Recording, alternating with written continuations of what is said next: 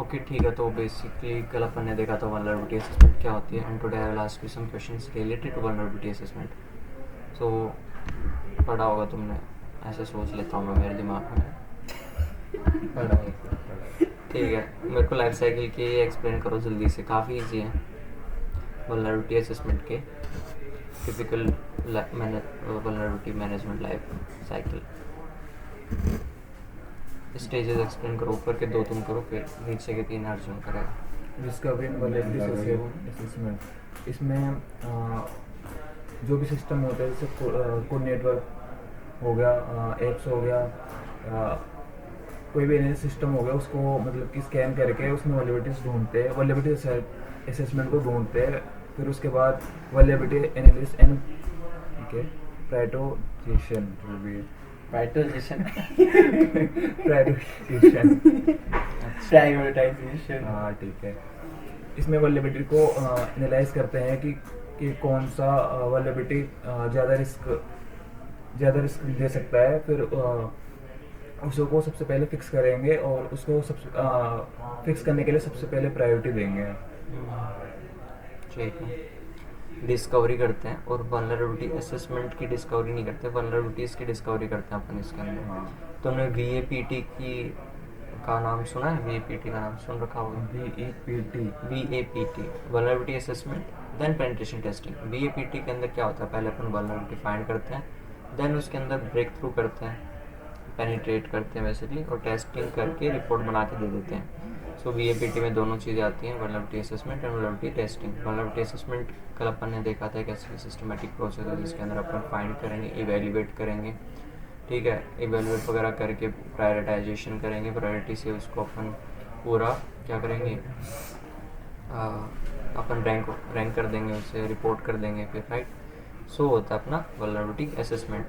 Now Arjun नीचे के 3 बताओ. Vulnerability resolution and monitoring and reporting and improvement. काफ़ी ईजी है, जल्दी बताओ.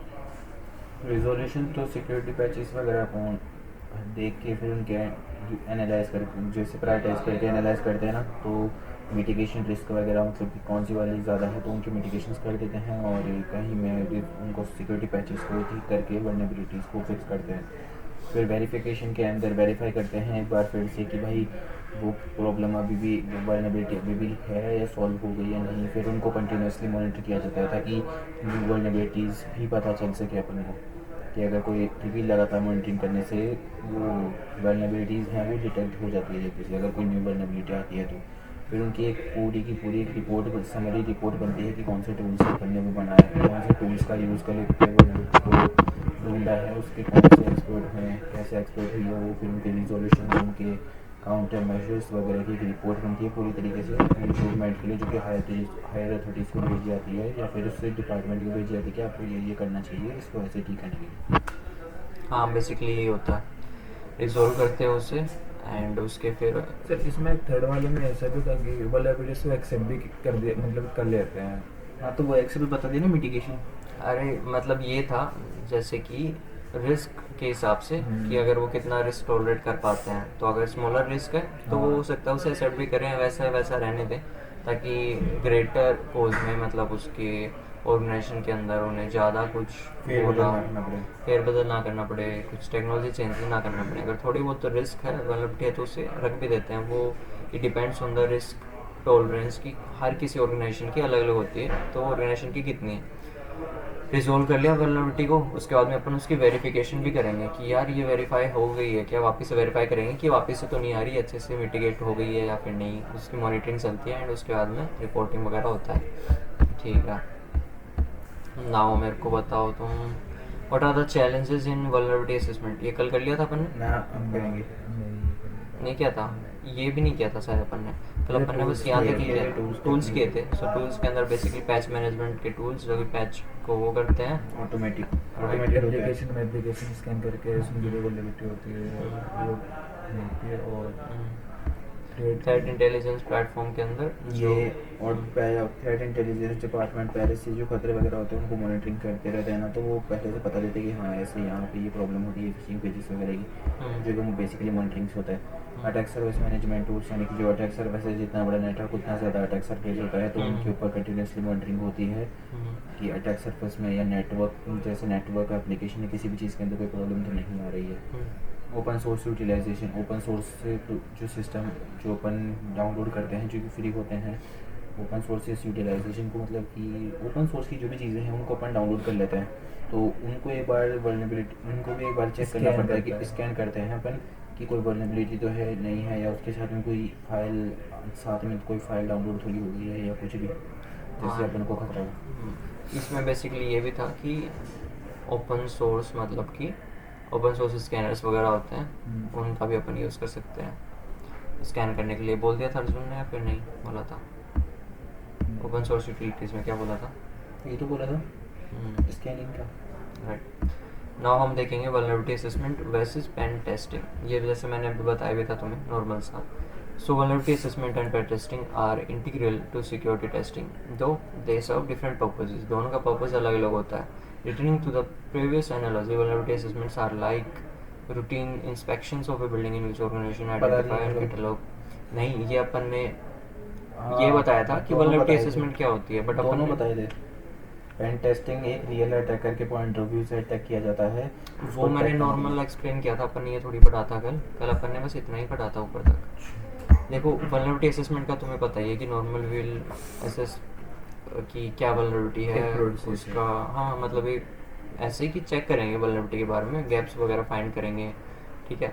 उसके बाद में पेन टेस्टिंग के अंदर क्या है, ये मोर टारगेटेड है। It's like hiring in lock picker to actively try and break into the system. Pen testing का तुम्हें पता ही है कि विल ट्राई क्या हुआ कि क्या क्या वल्नरेबिलिटीज़ हैं, एंड उसके बाद में अपन क्या करेंगे वल्नरेबिलिटीज़ वगैरह के ऊपर ट्राई करने का करेंगे कि यार इसके अंदर अपन एक्सेस ले पा रहे हैं फिर नहीं ले पा रहे। तो वही है, इसके अंदर अपन कंटिन्यूसली ट्राई करते रहते हैं। इसके अंदर भी ये एनालॉजी दी है कि hiring a lock picker to actively try and break into the building, so it will simulate a real world attack to exploit vulnerabilities and evaluate the effectiveness of security controls। Basically normal भाषा में देखें तो vulnerability assessment के अंदर ये होता है, scanning up करने के लिए अपन को ओपन पोर्ट्स वगैरह मिल गए, सर्विसेज मिल गई। वल्नरेबिलिटी असेसमेंट में will try to find out कि कौन सी सर्विस वल्नरेबल है, कौन सा पोर्ट वल्नरेबल है, वो कितनी सीवियरिटी का है, मतलब कि कितना ज़्यादा वो प्रॉब्लम ला सकता है, उन सभी का पता चलता है वल्नरेबिलिटी असेसमेंट में। पेन टेस्टिंग के अंदर will try to then penetrate into the system by using the vulnerabilities, the weaknesses that we have found, and उसके बाद में पेन टेस्ट करते हैं, पेनिट्रेट करते हैं, फिर उसका रिपोर्ट वगैरह बनती है। तो यही होता है, इन दोनों के बीच में डिफरेंस था। In practice, organizations can use vulnerability assessments as a regular part of their product vulnerability management program. They can then schedule the pen testing as key intervals, such as before product launches or after major system changes। Basically बता रखा है इसमें कि pen testing को schedule कब कर सकते हैं, वल्नरेबिलिटी असेसमेंट कब यूज़ कर सकते हैं। अब चैलेंजेस क्या आते हैं, देखो फर्स्ट चैलेंज है कि high volume findings. We can find false positive also, low risk vulnerabilities भी फाइंड कर सकते हैं, डुप्लीकेट्स भी फाइंड कर सकते हैं। तो इसके अंदर वॉल्यूम जो है वल्नरेबिलिटीज़ की वो हो सकता है अपन को ज़्यादा मिले। और without A clear system of prioritisation, security teams can become overwhelmed, delaying redemption and overlooking critical threats। मान लो कि अपन ने एक ऑर्गेनाइजेशन में स्कैन किया, उसका अटैक सरफेस एक तो बड़ा है कि बड़ी ऑर्गेनाइजेशन है, अटैक सरफेस बड़ा है, देन उसके अंदर वल्नरेबिलिटीज़ भी काफ़ी निकली हैं, जिसके अंदर से कई हो सकता है वल्नरेबिलिटीज़ काफ़ी ज़्यादा लो रिस्क की हों, कई हो सकता है डुप्लीकेट्स निकल रही हों, राइट। तो अपन को बस नंबर दिखेगा कि काफ़ी ज़्यादा वल्नरेबिलिटीज़ हैं। तो एक इसका एक तरीके का चैलेंज है इसमें वल्नरेबिलिटी असेसमेंट में कि हाई वॉल्यूम ऑफ फाइंडिंग मिल सकता है अपन को, जो डिले करेंगे रिडेम्पशन को और ओवरलुकिंग क्रिटिकल थ्रेट्स, या फिर रिडेम्पशन या फिर प्रिवेंशन में डिले करती हैं वो। False positive and alert fatigue. False positive क्या होता है, कल एक्सप्लेन किया था मैंने। अर्जुन बताओ फॉल्स पॉजिटिव। फॉल्स पॉजिटिव क्या होता है?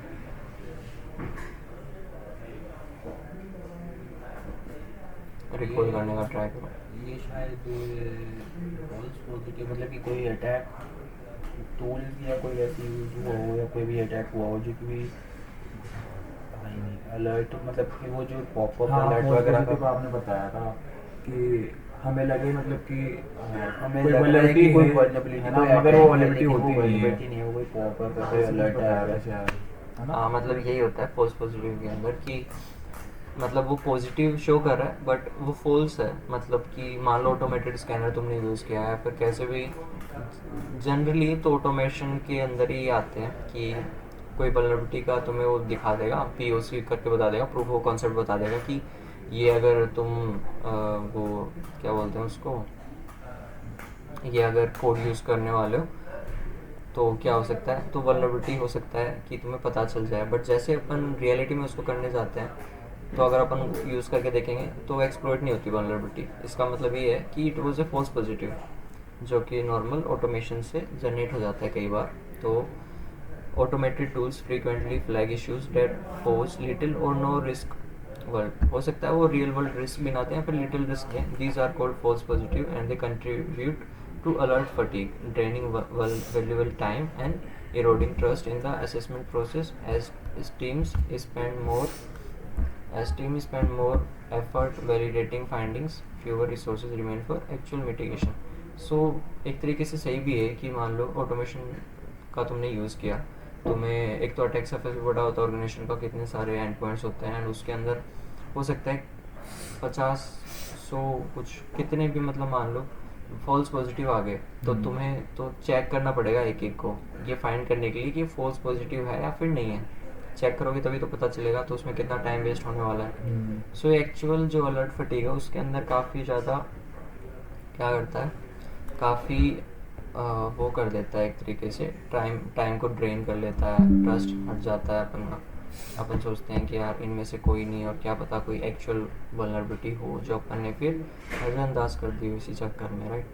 सो इसकी वजह से काफ़ी टाइम कंज्यूम होता है। इन blind spots and limited visibility, vulnerability assessments rely on comprehensive asset inventory.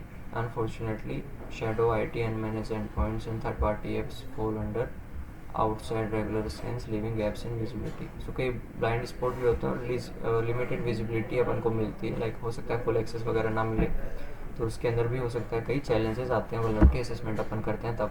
Operational disconnects, even clearly identified vulnerabilities can experience redemption delays due to the disconnected security and IT operations team. So कल अपन ने देखा था कि जो cyber security की जो team होगी वो फाइंड करेगी कुछ वल्नरेबिलिटी, देन वो फिर आगे उसे रिपोर्ट बना के IT ऑपरेशंस टीम को देती है, फिर वही उसे फिक्स करते हैं। अब हो सकता है कि रिमीडिएशन में या फिर प्रिवेंशन में डिले हो जाए, इसलिए क्योंकि जो IT ऑपरेशन टीम है वो वहाँ पे अवेलेबल ना हो, या फिर वो ओवरवेल्म हो रखे हो पहले से, उनके पास काफ़ी ज़्यादा टास्क हो, राइट। तो उसके लिए ऑपरेशनल डिस्कनेक्ट्स की चैलेंजेस आते हैं कई बार, एंड इसके अंदर मिटिगेशन जो रिमीडिएशन जो है वो लेट होता है, ठीक है। सो ये था अपना चैलेंज लास्ट जो अपन ने देखा है कि सर कुछ थोड़ा जल्दी करो ना, ये बोरिंग हो जाता है। ये बोरिंग तुम बोल सकते हो क्योंकि थ्योरी बोरिंग लगती है, बट तुम्हें थ्योरी आनी चाहिए। प्रैक्टिकल तो इंसान बाद में देखेगा ना, अगर तुम्हें थ्योरी आती है तो तुम पहले उसे बता दोगे, उसे लगेगा कि हाँ यार इसे प्रैक्टिकल आती में है। फिर इजी हो जाएगा।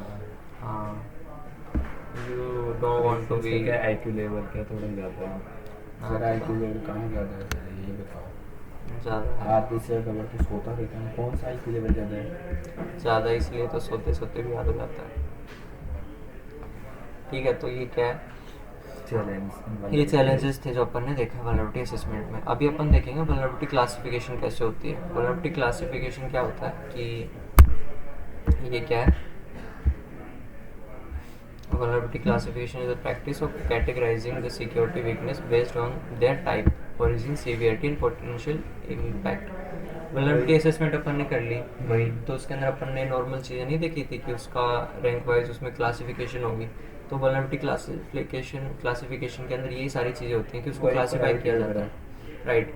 क्लासीफाई किया जाता है उसके ओरिजिन के बेस पे, उसके सीवियरिटी के बेस पे, उसके इम्पैक्ट के बेस पे, ठीक है। कितना बड़ा वो रिस्क हो सकता है एक ऑर्गेनाइजेशन के लिए, उन सभी के बेसिस के ऊपर इन्हें क्लासीफाई किया जाता है। सो ये it provides a structured framework for organizing the vulnerabilities that scanners, penetration test, bug bounties and code reviews produce so the security teams can communicate clearly, right.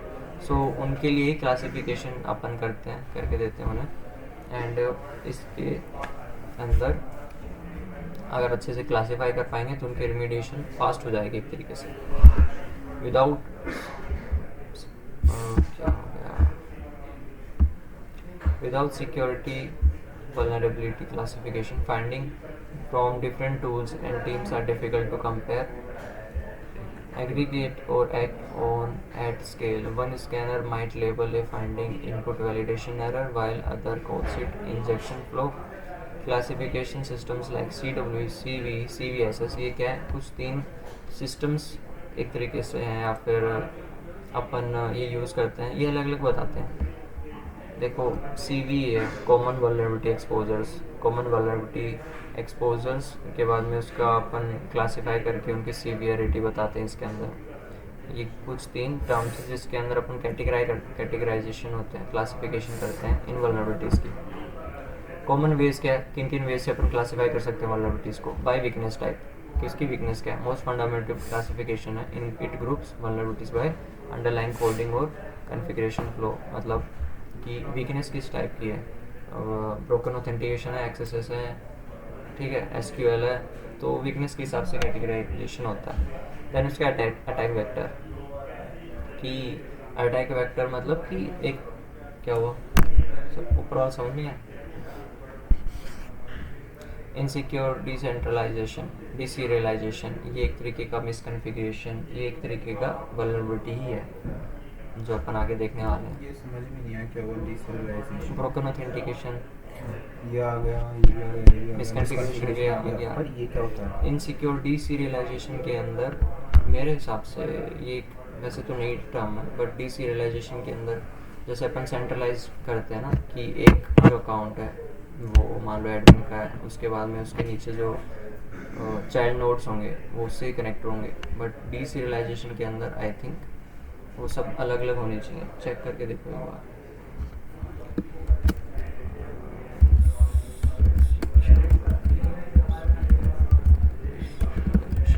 कई बार लिखने का तरीका भी अलग अलग हो सकता है इनका. Okay, RC remote code execution attack से अपन क्या करते हैं. when untrusted attacker controllable serialized data is processed by application, it converts malicious serialized data into an object of exploiting gadget chains. ठीक है, बेसिकली आर्बिट्री कोड अपन इसके अंदर वो करते हैं. मतलब जो डाटा एक सीक्वेंस में जा रहा था सीरियलाइज्ड वे में, उसको RC के जरिए, रिमोट कोड एग्जीक्यूशन के जरिए, वो मैलवेयर के तरीके से भी ले सकते हो तुम. मैलवेयर बेसिकली malicious सॉफ्टवेयर होता है जो कि वो करता है, चेंजेस वगैरह करता है, या फिर कुछ भी जैसे उसके अंदर तुम डालोगे वैसे वो काम कर देगा तुम्हें. एंड मैलवेयर कई तरीके के होते हैं, ये शायद अपन ने देखा नहीं, आगे आएंगे तुम्हारे. सो इनसिक्योर डिसीरियलाइजेशन एंड और भी कुछ नए नए आते रहते हैं वास्ट टॉप 10 के अंदर अगर तुम देखोगे तो. ये CWE के अंदर ही आएगा अगर आप आगे अपन देखेंगे वीकनेस टाइप्स वगैरह. अटैक वेक्टर का समझ में आ गया. नॉर्मल कि कैसे अपन अटैक है कैसे हो पा रहा है, मतलब अटैकर वल्नरेबिलिटी के पास में कैसे आ रहा है. जैसे कि नेटवर्क एक्सेसिबल है, या फिर लोकली एक्सप्लॉइटेबल है, या फिर फिजिकल एक्सेस चाहिए, वो होता है कि अटैक वेक्टर. अगर मान लो एक ऑफिस के अंदर ब्रेक थ्रू करना है तो फिजिकल एक्सेस चाहिए होगा तुम्हें, सोशल इंजीनियरिंग वगैरह करके कैसे भी तुम आओ, राइट. सो अटैक वेक्टर के थ्रू उसे क्लासीफाई कर सकते हो, सॉफ्टवेयर लेयर के थ्रू कर सकते हो. Vulnerabilities can be categorized when where they exist in the stack. मतलब कि एक स्टैक जैसे कि OSI मॉडल पढ़ा था, 7 लेयर्स होते हैं. अगर एप्लीकेशन लेयर के ऊपर कोई वल्नरेबिलिटी है तो उससे नीचे वाले लेयर के ऊपर कोई वल्नरेबिलिटी आ रही है तो उस लेयर के अंदर कैटेगराइज कर दोगे. ठीक है, वो बता रखे इसके अंदर कि by software layer vulnerabilities can be categorized by where they exist in the stack. Application code में है, या फिर ओपन सोर्स डिपेंडेंसीज में है, कंटेनराइज्ड इमेज में है, या फिर API में है, API में कॉन्फ़िगरेशंस में है, इन सभी के अंदर. ठीक है.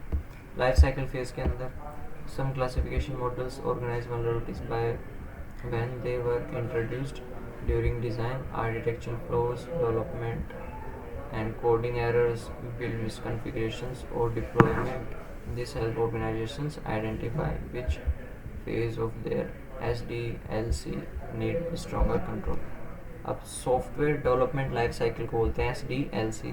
इसके अंदर क्या होता है कि डिज़ाइनिंग से लेके पूरा डेवलपमेंट के बाद में मतलब कि प्रोडक्शन में भी आ जाता है ना एकदम, और फिर यूजर्स वगैरह भी आ जाते हैं. तब तक का फेज़ क्या होता है, लाइफ साइकिल क्या होता है, कौन से फेजेज आते हैं, सो उन सब के अंदर की इसने बता रखा है.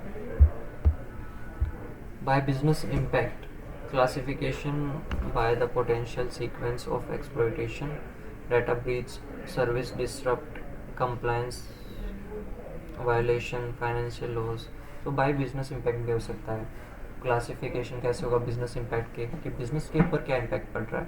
मान लो कि उसकी रेपुटेशन तो डैमेज नहीं हो रही, उसकी गुडविल तो ख़राब नहीं हो रही मार्केट में, या फिर वो सर्विसेज डाउन हो गई तो रेपुटेशन तो ख़राब हो ही जाएगी. डेटा ब्रीचेस, हाँ, इन सभी से वही गुडविल वगैरह ख़राब हो जाएगी. अगर वो कॉम्प्लाइंस का फॉलो तो कर रहा है या फिर बिजनेस या फिर नहीं कर रहा, राइट. सो ये सारी की सारी चीज़ें इम्पैक्ट डाल देती हैं बिजनेस के ऊपर. तो एक टाइप हो गया क्लासिफिकेशन का. तो by business impact, by life cycle phase, by software layer, by attack layer, by weakness type. ये कॉमन क्या है, वेज है क्लासीफाई करने के वल्नरेबिलिटीज़ को. इनमें से एक भी जो समझ ना आया हो, क्या कुछ समझ में ना आया हो इनमें से, ये सवाल है, उससे पूछो. एक बार वापस से डेफिनेटली पढ़ना पड़ेगा. Now using CWE, CV, CVSS vulnerability classification. So these three terms ये है, ये काफ़ी जगह तुमने देखी होंगी. इसी के अंदर क्लासीफाई होती है vulnerability. CWE के अंदर होता है कॉमन वीकनेस एन्यूमरेशन. ये क्लासीफाई करता है टाइप ऑफ वीकनेस क्या है. वीकनेस कोई भी हो सकती है, टाइप ऑफ वीकनेस क्लासीफाई करेगा. When scanner flags a finding as CWE 7 and every team member understand it refers to cross site scripting. And in सभी की नंबरिंग भी होती है, ये तुम चेक कर सकते हो. इसका खुद का एक वो है CV.in मान लो. अरे ये दूसरी CV समझ गए.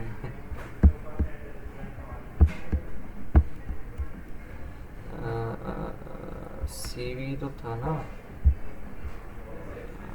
CV तो था.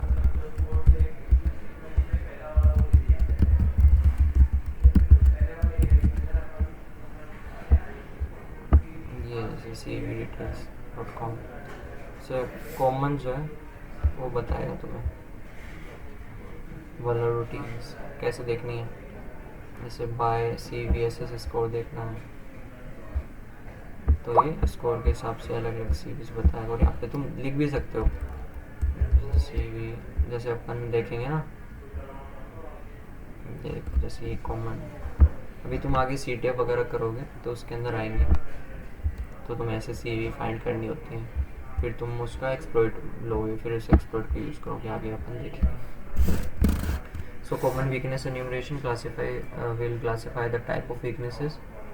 ठीक है. When scanner flag a finding of this, then the security team will automatically understand that it is pointing to cross-site scripting.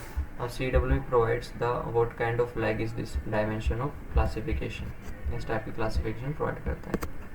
Common vulnerabilities and exposures identifies specific disclosed vulnerability instances in specific products. CV 2024 1 2 3 4 5 refers to one particular flow in one particular region of one particular product. ये common vulnerabilities बताएगा और उनके क्या बताएगा, उनके exposures बताएगा.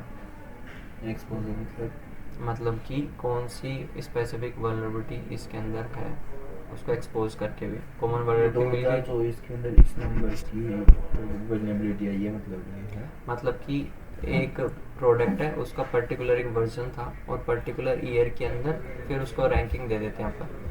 अभी अगर और भी उसी वैसे वल्नरेबिलिटी मिली तो इसके नंबर चेंज हो जाएंगे. 345 346. हाँ, ये एक तरीके से बताने का तरीका है. ये 2024 की वल्नरेबिलिटीज़ हैं, वो यहाँ पे लिस्ट होंगी. 2026 की CV 2026, देन उसका वर्जन, देन उसका नंबर. ठीक है. CVSS common vulnerability scoring system. So score the severity of specific. हाँ, ये स्कोर कर देगा 0 से लेकर 10 तक कि कितनी ज़्यादा सीवियर, कितना इम्पैक्ट रखती है, राइट. अभी इसमें आपने दिखाया था करके, तो वो इम्पैक्ट है 6 दिखा रहा था. रोक करो, मेरा इम्पैक्ट स्कोर 6. तो ऐसे ही इसमें आएगा. क्या है, अटैक सरफेस दे रखा है इसने. By attack surface we can also understand login करोगे तो और भी ज़्यादा इन्फॉर्मेशन पता चल जाएगी। ये लॉगिन के लिए बोल रहा है, और भी काफ़ी वेबसाइट्स हैं, तो you can check about that.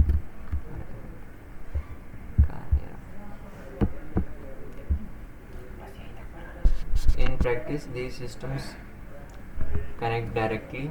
A SAST tool detects a code pattern matching CWE89. इसका मतलब होता है SQL injection. If the flow is publicly disclosed, it receives a CV number, मतलब कि common vulnerability exposure मिल जाएगा उसे। अगर वो publicly disclosed होगी तो, अगर disclosed नहीं है तो उसे disclose किया जाएगा, फिर उसका नंबर मिल जाएगा। अच्छे से सब प्रूफ ऑफ कॉन्सेप्ट दिखाने पड़ेंगे कि ये वल्नरेबिलिटी ऐसे एक्सपोज हो रही है, ये यहाँ पे इस एंड पॉइंट पे है ना, तो सब कुछ बताना पड़ता है। The CV is scored using CVSS, common vulnerability scoring system से स्कोर होगा। And security teams use all 3 to classify, track and prioritize. Organizations then map their applications security vulnerabilities to these standard systems, gain consistent reporting and cross to compatibility and a shared language for communicating risk to stakeholders। फिर इन सभी का use करके risk वगैरह है, हम सभी की एक फाइल बना के स्टेक होल्डर्स को वो दे देते हैं, राइट। सो ये होता है अपना नॉर्मल क्लासिफिकेशन इसका। नाउ ये देख लेते हैं एक बार। नहीं सर, ये पहले वो समझना पड़ेगा। समझना पड़ेगा क्या? चलो ठीक है, तो आज के लिए इतना ही काफ़ी है। ये जैसे तुम्हारी थ्योरी कंप्लीट होगी तो लास्ट टाइम अपन प्रैक्टिकल करेंगे वल्नरेबिलिटी असेसमेंट का और क्लासिफिकेशन का, ठीक है।